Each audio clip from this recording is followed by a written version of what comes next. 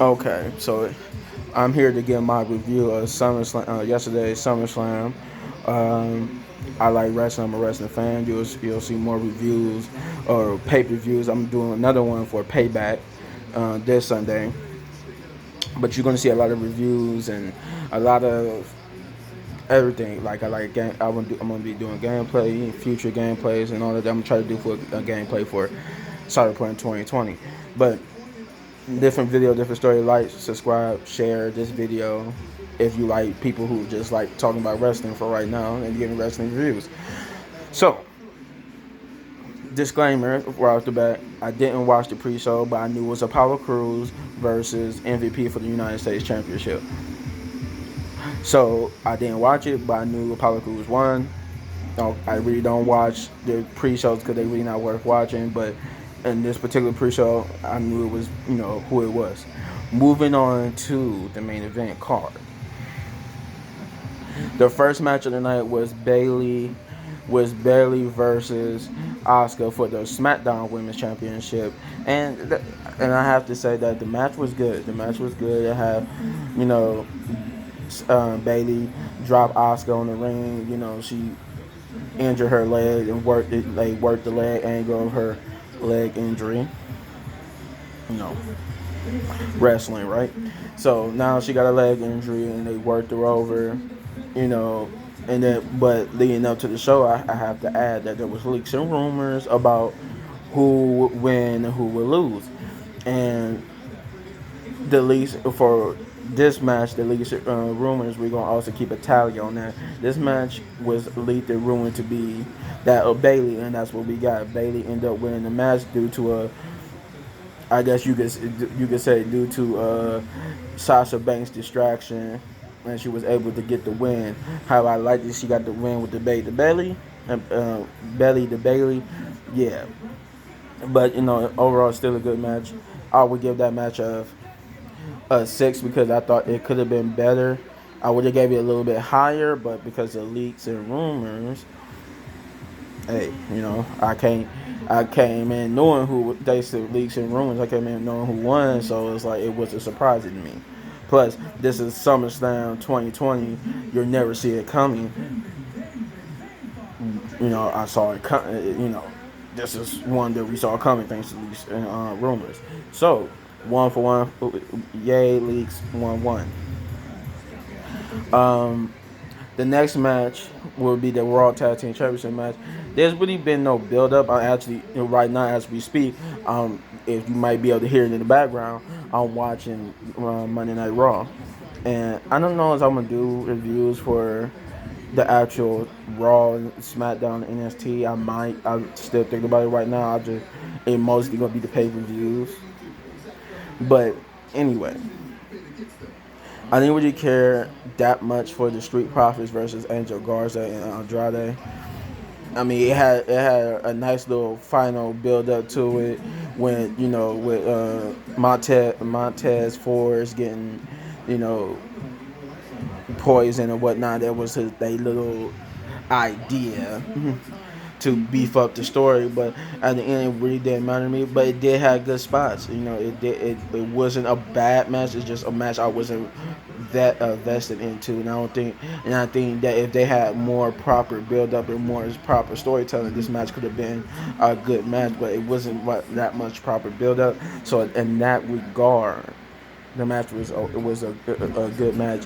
I would get that match a 5, just because I was more interested in it than the MVP and Apollo Crews, especially since I thought it was gonna be on the main card, but they pushed it to the pre-show. But it still had a lot more excitement than that match did. But I'll give it a 5, just because it was not below average, but it was just average. Moving on to the third match of the night. Third match, which was Mandy Rose.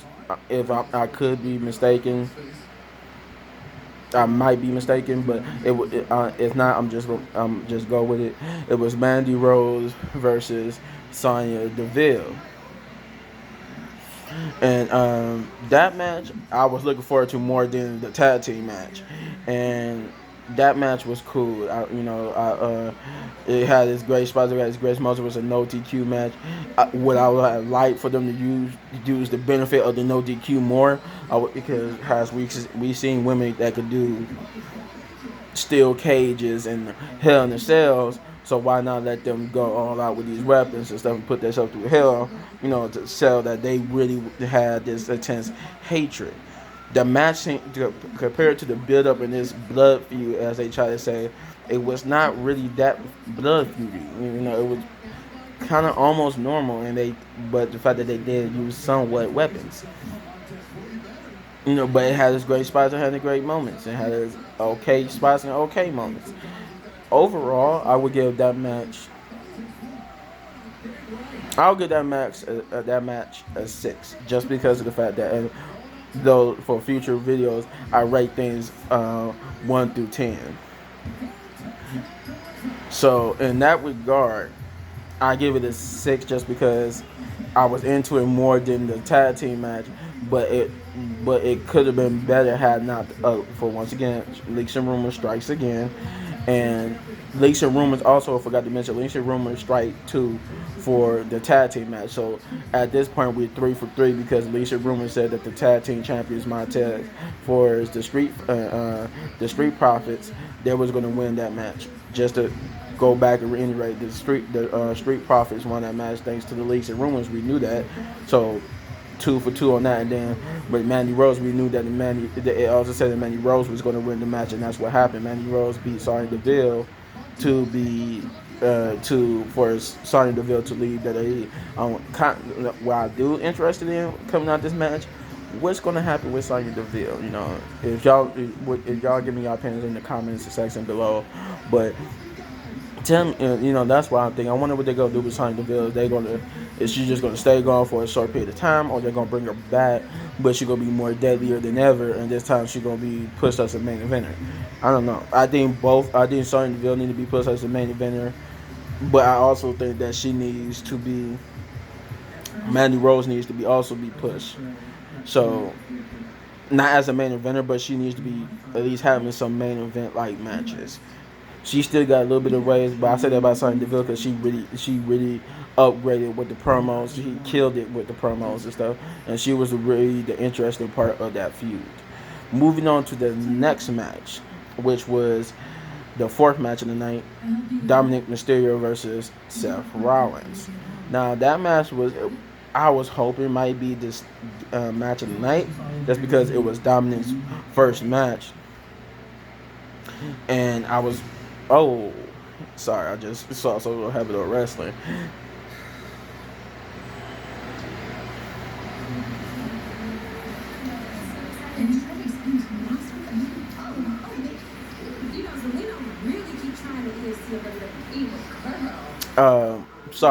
Sorry about that. I got distracted. But yeah. So the 4th match was Dominic Mysterio versus Seth Rollins, and it was the match I was expecting a lot coming out that match, and that match was just for what they built it up at, for what the extremeness that we saw in this feud leading up to it. What that match delivered felt tame compared to what they sold leading up to it. Like Mysterio having an eye injury, then at the horror show at Extreme Rules, he losing his eye. Yet we get to this match, and it just felt like it didn't even feel like a street fight or whatever it was. I think it was a street fight, and it didn't feel like a street fight. We hardly saw any weapons used. It was mostly just dominance by Seth Rollins, which you expect because and story wise, you expect Seth Rollins to be taking control of the match because he's supposed to be the experienced veteran, the multi-time world champion, multi-time champion. So versus Dominic Mysterio, who just getting his feet wet. So, but for the match, they both worked great spots from Dominic, great spots from Seth Rollins, great storytelling, evil story, Hillish storytelling, locking him, handcuffing Rey Mysterio to the ropes, going after Mysterio's wife, Overall it was great storytelling. I liked it, but the match in itself, it's all not just about the storytelling. It's also about how you tell the story in the ring, and they didn't sell it good because I didn't feel watching. I'm like, this don't feel like somebody hates somebody right now. This don't feel like in the ring you're not conveying that he hates him, that they hate each other. This is just more about the show, more over to get Seth Rollins. It felt like it was just to get Seth Rollins over more as a heel. But overall, great match, good match. Had they given me what I was looking for, the match would have got. I would have given that match an 8. But it was good, so I give it a 7.5. It was a great match, had its great moments, but Seth once again leaks and rumors strikes again. We already knew because of Leaks rumors, if you read Leaks rumors, that Seth Rollins was going to win, and that's who won the match. But it got the reason why I gave it 7.5 because it had its moments when you thought Dominic Mysterio may pull out the upset victory, but they went then the other way once again. Leaks and rumors, and so I had to give it 7.5 because it was already spoiled ahead of time who was going to win.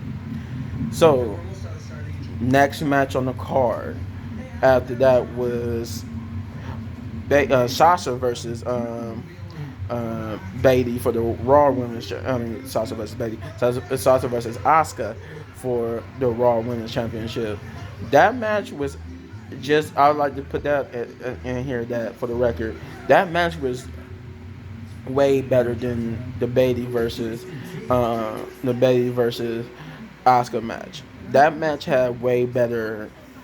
It was just way better. They had way better moments, way better movesets. The power bomb, the nasty power bomb off the apron, where it looked like they both could have legit injured themselves, but and Asuka sold it. They showed that. They showed the leg injury. They showed the fact that she might have not a concussion. That match was way better, and that match was way better, and it showed the story more. They both went back and forth, but once again, leaks and rumors strikes. We knew who was going to win that match because leaks and rumors. One it suggests that one or maybe both of them was going to drop the title. But eventually they didn't. It wasn't both. It was just who the Lisa River alternately doubled down on. It was that Sasha was going to be the one to drop the title, so they could put Sasha and Bayley versus each other because a growing tension between them. So in that regard, I give the Sasha versus Asuka match in which Asuka won to become the new Raw Women's Champion. I gave that match at 8. I give that match at 8 because it was a good match. It was way better. But I gave it, even though the Lisa rumors, it was still an entertaining match, and I would have gave it a 7.5. But it was an interesting match, so I gave it an 8. Yeah, I gave it a, yeah. No, I changed that. I take it back. I give it a 7.5. Moving on to Randy Orton, which the next match, which was the two main event matches, which was Randy Orton versus Drew McIntyre, or Drew McIntyre versus Randy Orton for the WWE Championship. So and that match was good. It had its moments and stuff. They went back and forth. Neither superstar could hit their finisher, but they still told a good story. It was still overall good, and at this point, at least a rumor strike again for the last match too. This is the first match. I'd like to add this too. This is the first match that did not go according to leaks and rumors. And what I mean by that, if you haven't read them, leaks and rumors suggested that either Ric Flair or Edge was going to interfere and cause Drew McIntyre to lose the championship to drop it to Randy Orton for a feud between later down the line to be a feud between Randy Orton and Edge involving the title. And this match did not go according to Lisa Room, which I'm happy about because I don't like when WWE use a title take it away from somebody who's who's a new blood who need the title to give it to somebody like Randy Orton for a feud with a whole different person just because they think that it will elevate the feud. That feud, don't, Randy Orton versus Edge is already hot. It's still hot even with Edge out on injury. They don't need the title to make it better, and that's why I'm glad that the rumors did not go according to plan. The match was great. The match was great. It had its great moments. They fought. They went back and forth. They busted each other open. Drew McIntyre was bleeding around the eye.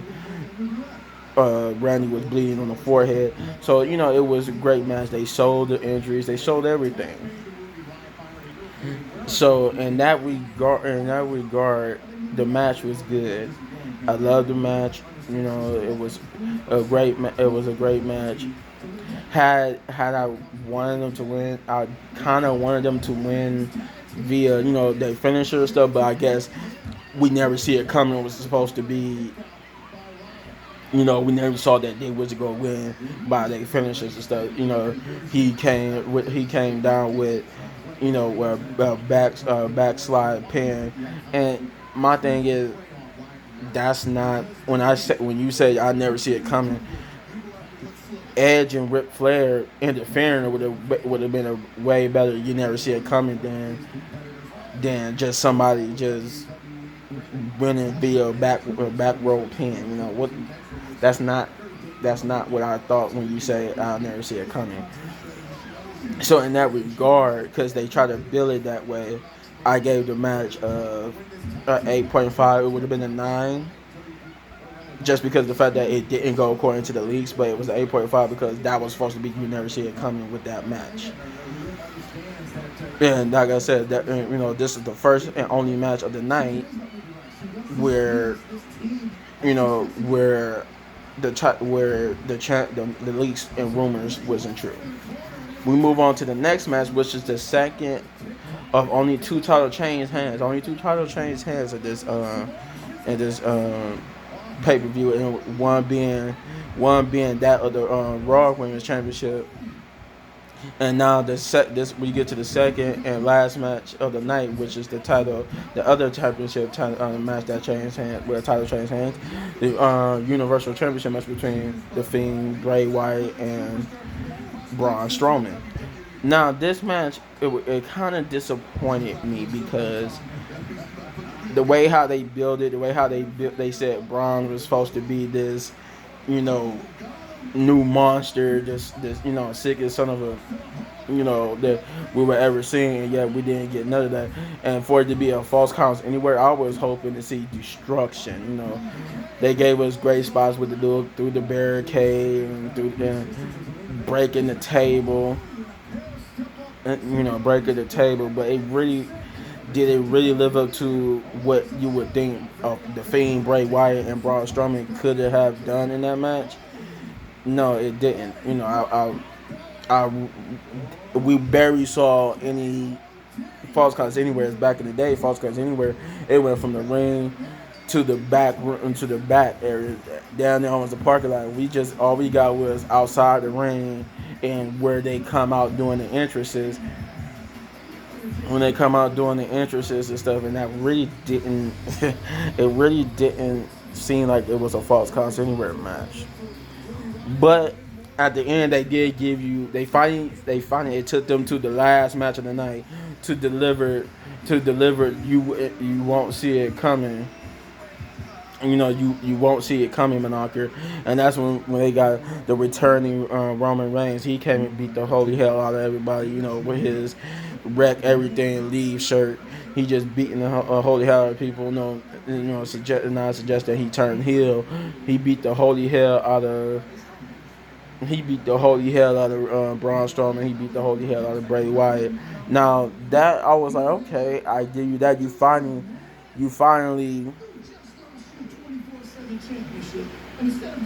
just a little bit. They finally lived up to the moniker of you'll never see it coming.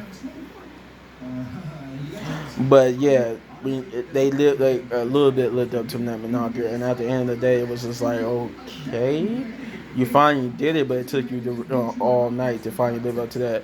But overall, it was still good to see Roman Reigns back. It was still a surprise.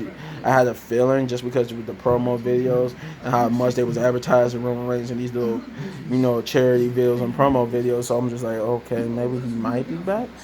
But it was still a surprise. So at the end of the day, I give that match. I give that match at 8.5. It would have been a 9 or almost a 9.5 had 9.5, or it could have been a 10 if they would have lived up to that match and they lived up to the hype of that match, and they really did. But in the grand scheme of things, overall, I give the overall SummerSlam a 9.5, just because it was a great show. We had great matches. It had great shows and great matches. It was a great show overall, and it had me invested in a lot of matches. But yeah, that's my review. That's what I think as a wrestling fan at home watching the show. That's what I thought of SummerSlam 2020. If you want to add something to it, you want to debate about some of the matches, some of my ratings, like, comment, subscribe, and hey, comment in the comment section below. We could talk about it. But to the next review, to the next time I'm on YouTube, peace out. Help me out. Make me a YouTuber.